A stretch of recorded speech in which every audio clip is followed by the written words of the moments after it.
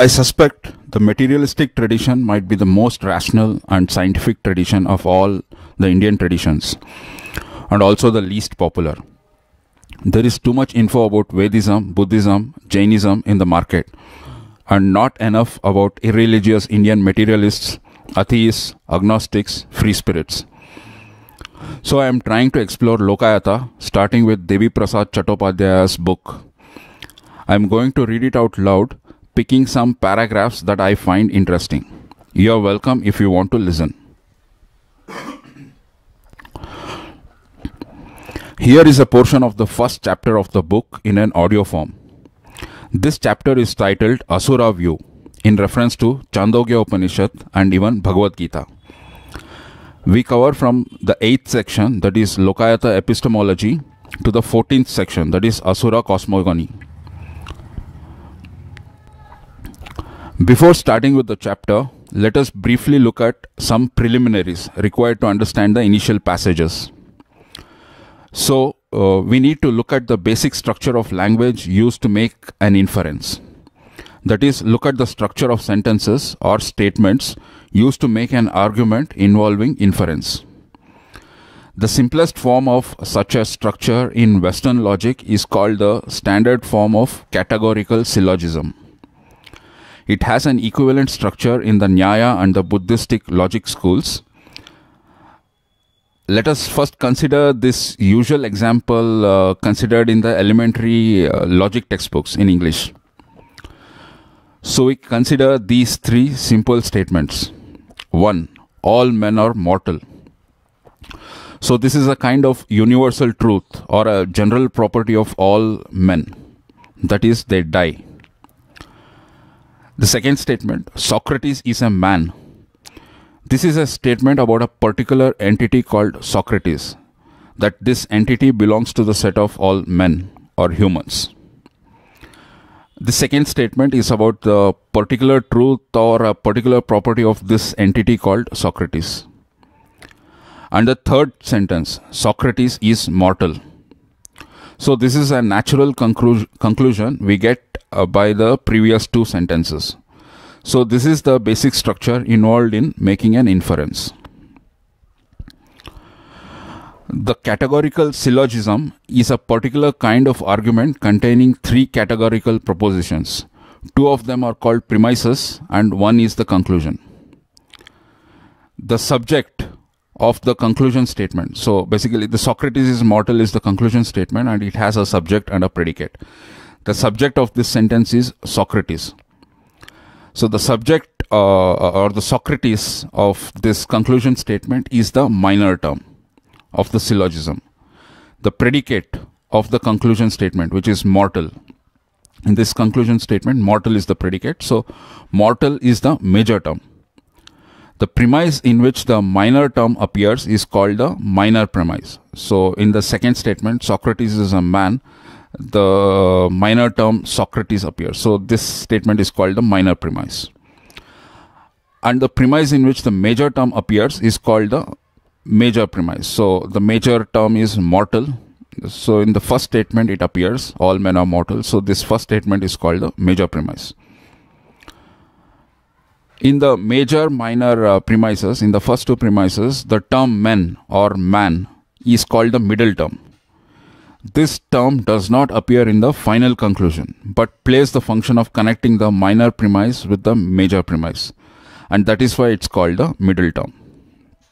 So these are the terminologies used in Western logic. So now we can look at the equivalent Sanskrit terms for these entities. The major term, that is the term mortal in this case, is called Sadhya in Sanskrit. The major premise is called the Vyapti and the middle term is called the Linga.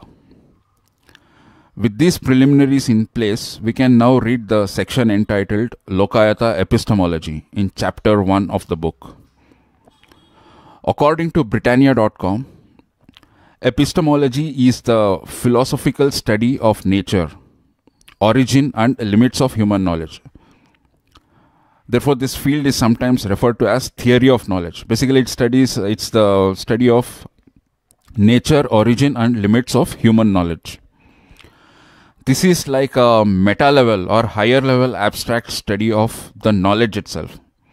For example, in cosmology, we look at the universe, gather data about the universe, and study the universe. The object of study here is the universe in cosmology. At a meta level or a higher level abstraction, we can just analyze all the knowledge that we have gathered in the name of cosmology itself. That is the kind of cosmological knowledge that has been generated, the limitations of that knowledge, and so on. So this meta-analysis can be called the epistemology of cosmology. So now let us begin with the Lokayata epistemology. It is generally assumed that Lokayata denied all validity of inference. The idea is derived mainly from Madhava's treatment of the Lokayata epistemology. In the terminologies of European logic, this argument against the validity of inference may be summed up as follows. Inference presupposes a universal relation, vyapti, between the middle term linga and the major terms sadhya. So basically, this vyapti, or the major premise, all men are mortal, is basically a relationship between this middle term men and the major term mortal. So all men are mortal. This is a kind of inference. So if there is a man, then he must die. So this is a kind of inference that has been made. So it presupposes, so inference presupposes such universal relationship. All men are mortal is a universal relationship, and any form of inference that we want to make, like for example Socrates is mortal, depends on this major premise, vyapti. But this vyapti itself is an undue assumption. No source of valid knowledge can guarantee it. That is, trivially speaking, in order to make a statement about all men, first we have to observe all men, and that is impossible. For example, we cannot see the people who are yet to be born in future, and we don't know if they can invent or discover immortality. So there is no foolproof valid method to derive this universal property between men and mortality. So there is no source of valid knowledge to guarantee this premise, all men are mortal. The nearest parallel of this in European logic is Hume's denial of the universal and necessary relation. Now we move on to the Indian logic. This is the usual example discussed in the Indian texts in this logic context. They discuss about smoke and fire instead of men and mortality. Madhava also used this smoke and fire example. So we know if there is smoke, there is fire. This is an universal relationship that we naturally assume. And if we see a lot of smoke coming from a hill, then we know that the hill is on fire. That is an inference we make. So smoke implies fire. This is the major premise we start with, or this is the vyapti. And this analysis, this following analysis is about this statement itself, this major premise itself. It's not about any logic, that any inference that we make from this premise. This discussion is about the analysis of the major premise itself, and not to any inference derived from it. So how do we decide all smoke implies fire? So this is what Madhava discusses. This is Madhava's logic. Thus, for example, inference of fire from smoke can be valid only when it is established that all cases of smoke are cases of fire. But there is no valid source of knowledge that can justify this universal relation. Perception cannot do it because it is limited only to the particulars. So basically, if we rely on direct sense perception, we cannot arrive at the general abstraction because we observe only particular instances. We do not ever observe general abstraction. So when we see a hill on smoke on the hill, it is just a particular instances of all smokes, all the scene where the smoke can occur. So direct perception cannot arrive at this vyapti, cannot arrive at this major premises just from pure direct perception, sensual perception. And also inference being itself dependent on vyapti cannot generate it. Basically, so this last statement, this third statement is the inference, and this statement inference depends on the vyapti. It is on the basis of the first statement that we derive the third statement. So we cannot argue that this third statement, which is an inference, can itself generate a vyapti or the major premise. So it will be circular. The inference being itself dependent upon vyapti, it cannot generate it. So we are left with no option. Neither direct perception nor inference will work if we want to arrive at this vyapti. Testimony and other so-called sources of valid knowledge, being after all inferential, are similarly incapable of being the basis of vyapti. Therefore, inference is not possible. So Madhava, by arguing this, Madhava arrives at the conclusion that therefore inference is not possible. Basically, the argument here is even the vyapti is not possible. Therefore, the inference is not possible. So the last word of the Lokayata epistemology as represented by Madhava is thus direct sense perception. Please note, perhaps Madhava did not think about the probabilistic interpretation of this vyapti while making this argument. That is, it may only be a contingent truth, that whatever vyapti is, it may only be a contingent truth that has been observed as of now, going by the present evidence. In future, it may change, it may get upgraded, but as of now, that is true. And also, he has made a strong statement against vyapti itself instead of making direct arguments about inference. This will have other side effects. So basically, the kind of argument Madhava makes, it becomes somewhat easy to refute the Lokayatikas if their epistemology is reduced to this, that is, direct sense perception and denial of inference. All arguments depend on vyapti. All arguments depend on this universal relationship. If we want to begin any argument, we need some of these universal truths. And as such, denial of vyapti amounts to declaration of non-confidence in arguments itself. So basically, if you are denying vyapti, that there are no universal truths, you are actually arguing that this process of arguments, this process of arriving at inference itself is invalid. You cannot do that. But the Lokayatikas had themselves to argue their own case and were therefore involved in self-contradictions. So basically, Madhava is saying these Lokayatikas are arguing that arguments are futile and they are making that an argument. Basically, it's a self-goal, making an argument that all arguments are invalid. And Madhava himself shows this himself while arguing against the Lokayatikas from the Buddhist point of view. That is, Madhava is imagining what would Buddhists say to Lokayatikas. So Madhava has pictured Lokayatikas as those people who just rely on direct sense perception, and Buddhists as the people who rely on both direct sense perception and inference, logical inference. So he has made the Buddhists to refute the Lokayatikas in this passage.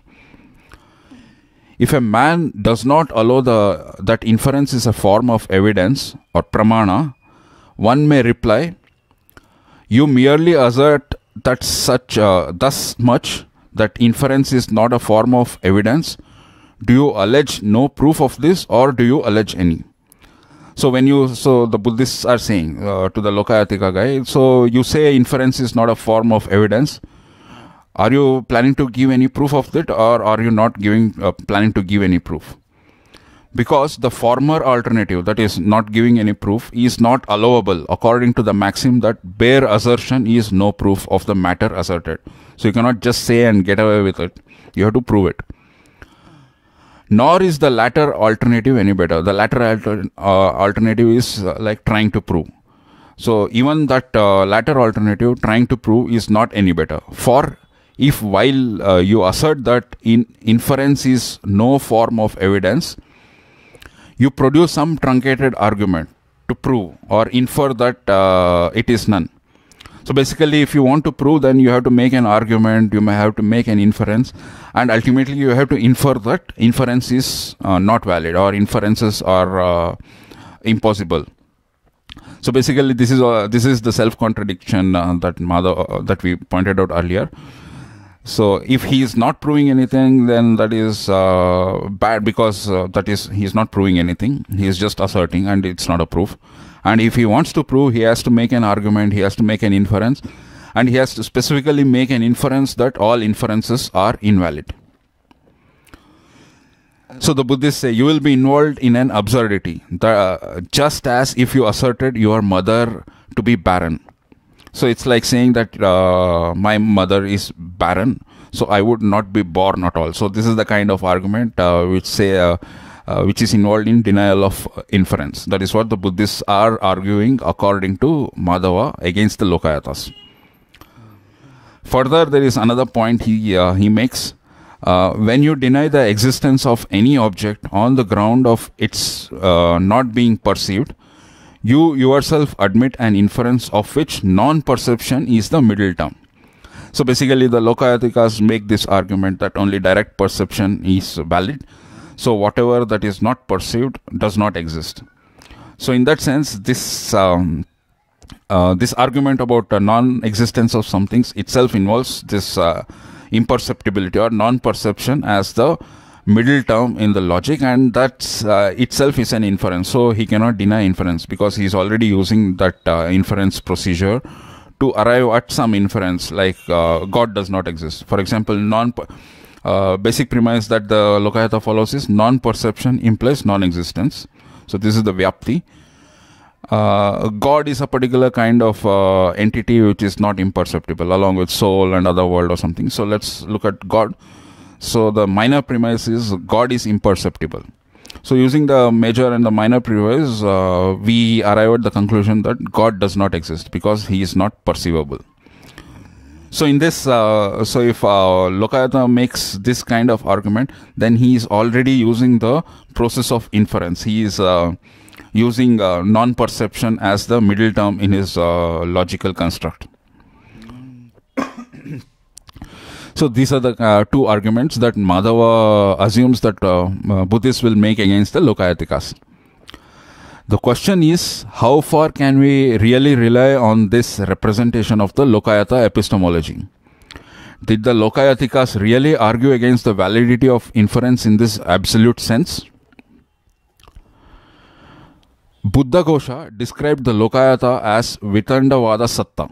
Satta in Pali meant Shastra in Sanskrit, roughly equivalent to a science or a branch of study. Thus, Lokayata, according to Buddhaghosa, was the science of Vitanda and also Vada.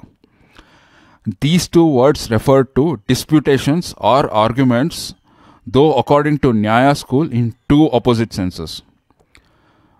Vitanda means tricky disputation, and it is defined as that kind of tricky logical discussion which is intended only to criticize the opponent's thesis without establishing any other counter thesis.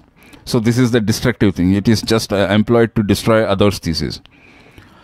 And it is thus to be distinguished from Vada, which means a logical discussion undertaken in all fairness for upholding a particular thesis. So Vitanda is the destructive, is trying to destroy others' thesis, and Vada is trying to uphold own thesis.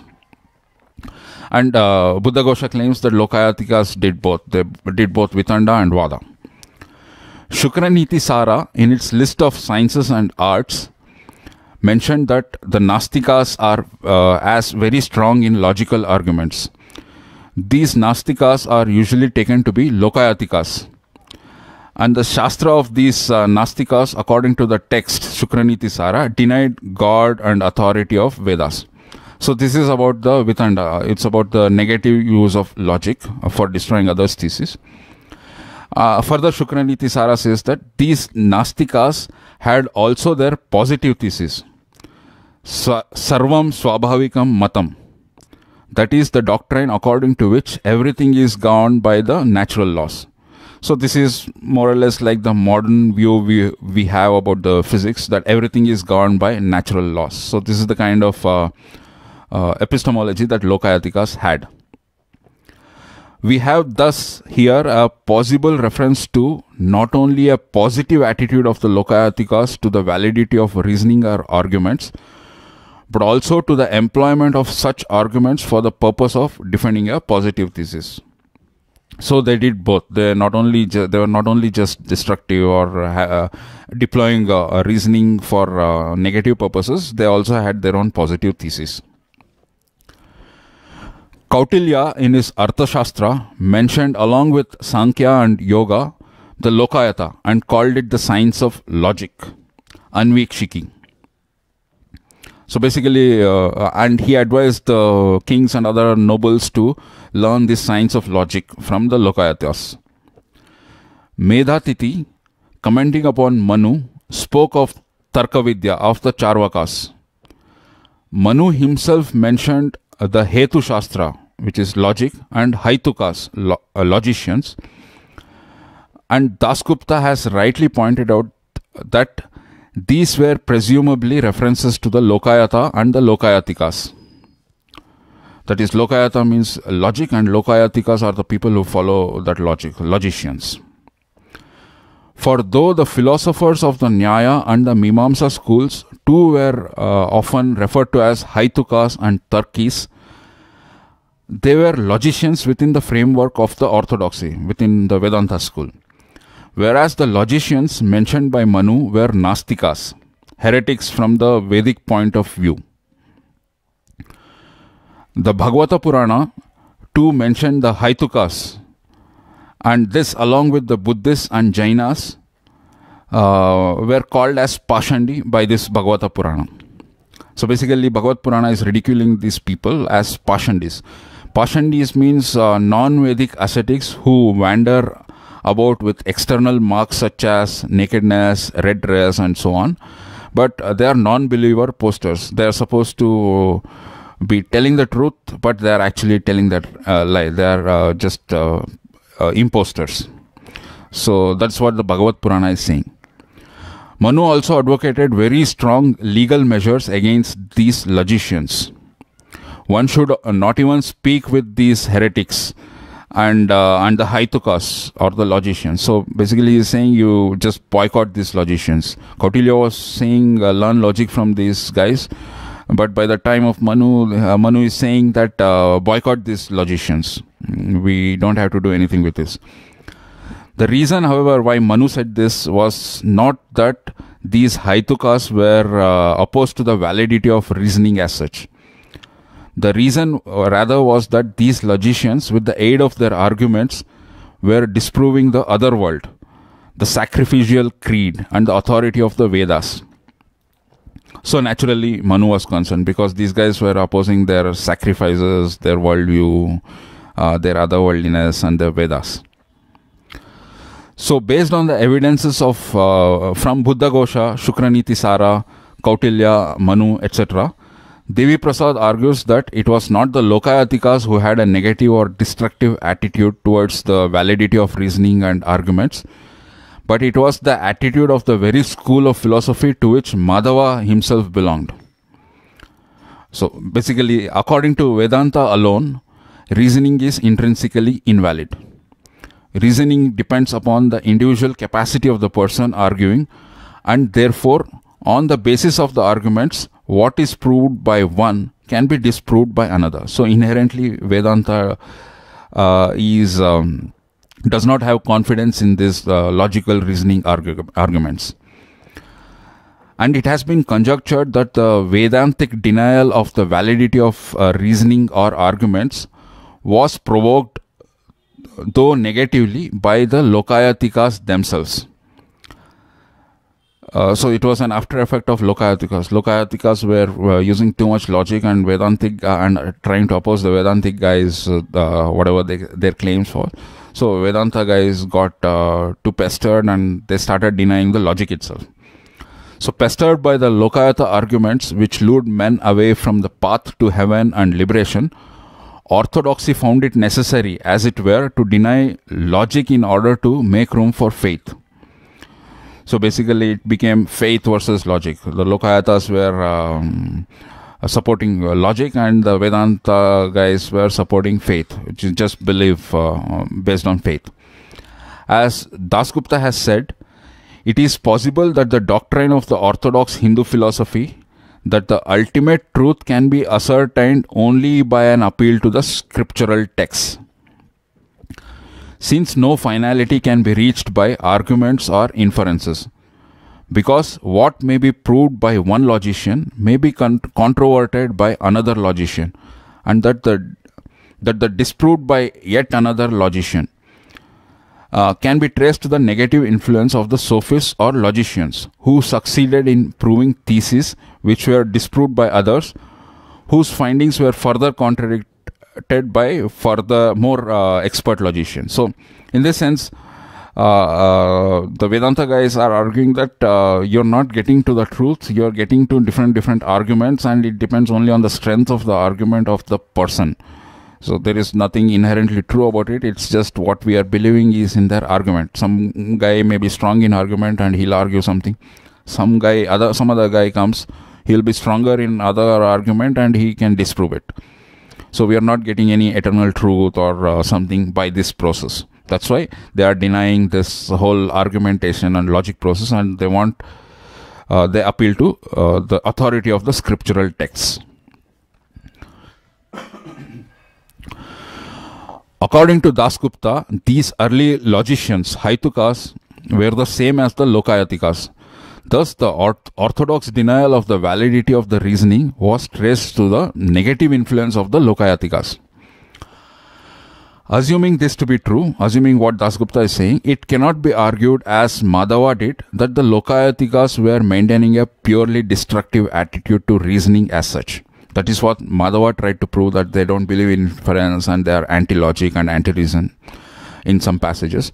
On the contrary, Madhava, being himself a Vedantist, was maintaining such a destructive or negative attitude towards logic and reason. He imputed this very negative attitude to Lokayatikas in a somewhat peculiar, though apparently convincing manner.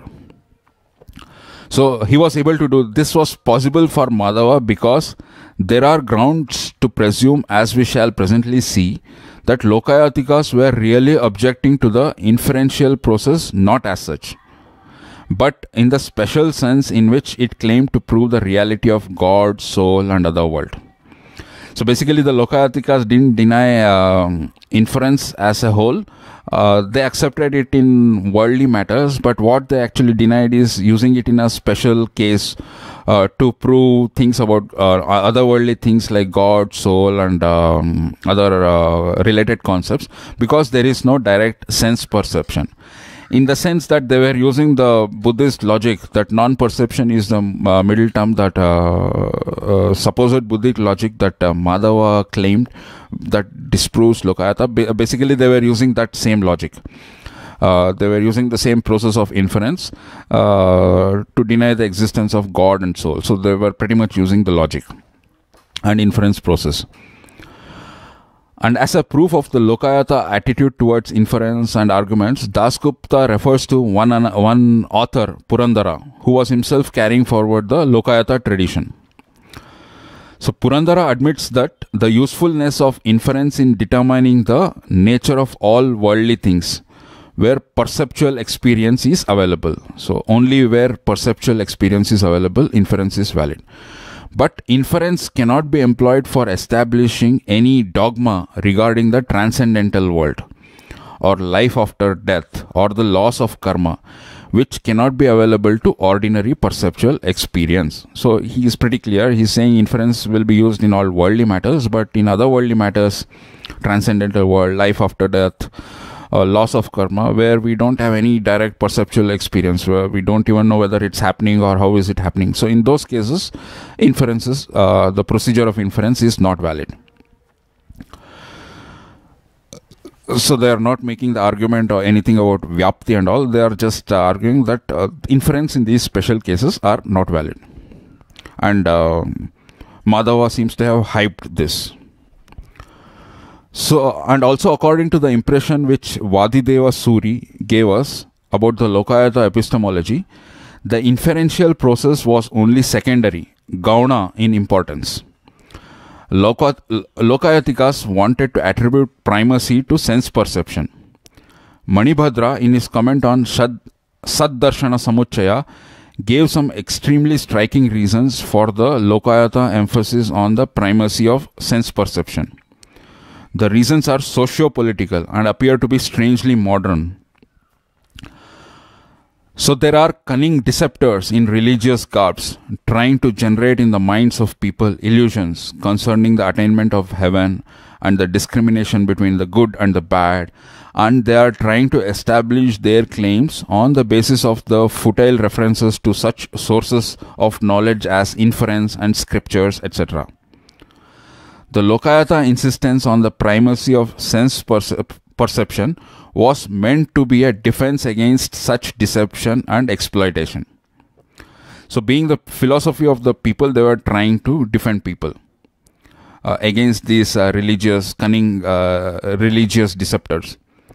Such delusions, like the illusion generated by the religious deceptors, would be fatal for all the people. And since the religious deceptors, in defense of the existence of the unperceived, were talking too much of inference and scriptural testimony, the Lokayatikas were obliged to argue in favor of the primacy of sense perception. Thus, if the defenders of the orthodox religion found it necessary to deny reason in order to make room for faith, the Lokayatikas found it equally necessary to argue against the spurious claims of the deceptors in defense of the people. So it was a fight between logic and faith. So the full picture that we have, therefore, is not the picture of a certain isolated sophists indulging in useless disputations. It is rather the picture of a clash of two cultures. The exponents of one were preaching God, heaven, and immortality, and as a means to attain this, the efficacy of the Vedic sacrifices and rituals. So these were the Vedanta guys. They can be called Devas, and they believed in faith. Faith was their main idea. And there was the other group. The others represented the standpoint of the common people and was trying to defend their material interest. If we admit, and we have already seen that there are sufficiently strong grounds in favor of it, that the Lokayatikas were the first logicians of this country. We may be led to presume further that the birth of Indian logic was linked up with the defense of popular interest against the religious perceptions. But more on this later. So basically this Asura versus Deva clash was more like a clash between those who believed in logic and reason and those who believed in faith and scriptural testimony. So this is the clash of two cultures. And the birth of Indian logic was linked up with the defense of the popular interest against religious deceptions. So now let's move on to the Lokayata ethics. The philosophy of pleasure, wrote Marx, was never anything else but the clever language of certain pleasure-privileged social classes. So basically this was a privileged class that had this idea of philosophy of pleasure, not the common people. If this be true, and if further, Lokayata as its etymology indicates was only the philosophy of the people, the Prakrita Jana, or the crude mob as Shankara contemptuously characterized them, then the chance of this being the philosophy of pleasure becomes really a remote one. Because most of these people will be toiling masses. They are not indulging in pleasure as regularly or as continuously as these privileged folks. Yet, as described by Madhava, it was but the most extreme form of such a philosophy. So Madhava said this is an extreme form of pleasure-seeking philosophy. Basically, these Sankara and Madhava are mixing up two kinds of things. One, evidence by sense perception. So this is the logic. So how do we define, how do we decide what is truth or what is not, and how do we go about learning about the world? So evidence by sense perception. This was what the Lokayatas gave primacy to, evidence by sense perception. And this is being mixed with sensual pleasure. These two are completely different things. This is about logic, that I believe only what the sense perceives. Does not necessarily mean I'll always be indulging in sensual pleasure or things like that. But these guys are mixing it up only because the word sense appears in both. We are going to argue that such a representation of the Lokayata, that is mixing sensual pleasure with them, such a representation of the Lokayata ethics was only a vilification. Lokayata itself, in all presumption, could not have stood for such a crude craving for sensual pleasures. We shall begin with certain points already argued by our modern scholars. Garbe wrote, "It is natural to conjecture that the Lokayata system was based by its founder upon deeper principles and developed upon more serious philosophical lines than the information which has come to us from their opponents allows us to understand." This is true, but the question is, why is it natural to conjecture this? Belwalkar and Ranade have given us the answer. Its great seductive charm, that is about Lokayata, its great seductive charm and extensive vogue among people cannot be readily explained on the usual assumption regarding the purely negative and destructive character of these tenets. Basically, if they had a superior logic, eat, drink and be merry, not superior, superficial logic like eat, drink and be merry kind of things, then most of these toiling masses wouldn't have accepted it, or it wouldn't have been such extensive vogue. A step further, Rhys-de-Wits has shown that the description of the good Brahmana as put in the Buddhist suttas into the mouth of the Brahmanas themselves mention Lokayata as one branch of this learning. The whole paragraph is complementary, and though the exact connotation of one or two of the other terms is doubtful, they are all descriptive of just those things which a Brahmana would have been rightly proud to be judged a master of. So this is consistent with what Kautilya said, that learn the science of logic from the Lokayatas. Further, Rhys-de-Wits has pointed out in a passage of the Mahabharata, which also occurs in Harivamsha, that at the end of a list of the accomplishments of learned Brahmanas, they are said to be the masters of the Lokayata. So it was studied as a branch of study, even Brahmanas studied it. In Milinda, another work, a knowledge of the Lokayata was ascribed to the hero of the story, Nagasena. So this was definitely a compliment. Further, the Lokayatika was mentioned in the long list of hermits given by Bana's Harshacharita. The holy man's presence was suddenly announced by the kings, seeing various Buddhists from various provinces seated in the different situation, Jainas in white robes, white mendicants, followers of Krishna, religious students, ascetics who pulled out their hair, followers of Kapila, Jainas, Lokayatikas. So, and also the followers of Kanada, followers of the Upanishads, believers in God as a creator. So, among all these holy men, even Lokayatikas are mentioned in Harshacharita. Surely this setting in which Lokayatikas were placed went very much against their picture in the Sarvadarshana Sangraha. Further, using a quote from Bhagavad Gita, Devi Prasad argues that it was in fact Krishna who proposed the philosophy of pleasure, not Lokayatikas. Arjuna, on the eve of the Kurukshetra war, was sad and depressed. He found himself faced with the problem of killing his kins and destroying his elders. He would not fight, so Krishna had to elevate his soul to lofty metaphysical heights from where such killings could be justified. But before such heights could be reached, Krishna had to dwell on the more matter of fact and more mundane considerations. He argued, "You will attain heaven if you are killed in this battle, and if you win it, you will enjoy this earth." So this was quite outspoken. There was a prospect of pleasure in either of the alternatives. Pleasure on earth if you could kill your kins and elders, and pleasure in heaven if you yourself are killed. And this was probably the earliest expression of a real ethics of pleasure in the history of Indian philosophical thought.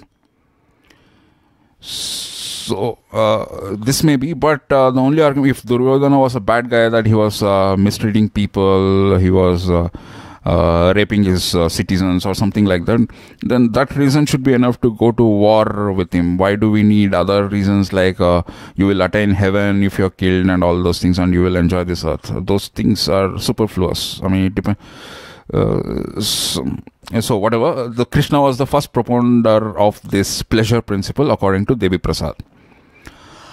And Devi Prasad says this war also meant a break from the tribal-based allegiance and association to a more ideology-based or economic resource-based alignments.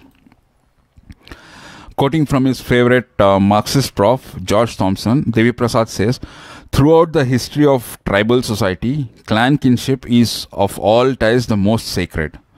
The horror excited by homicide within the clan is well described by Grönbeck, writing of the primitive Norsemen.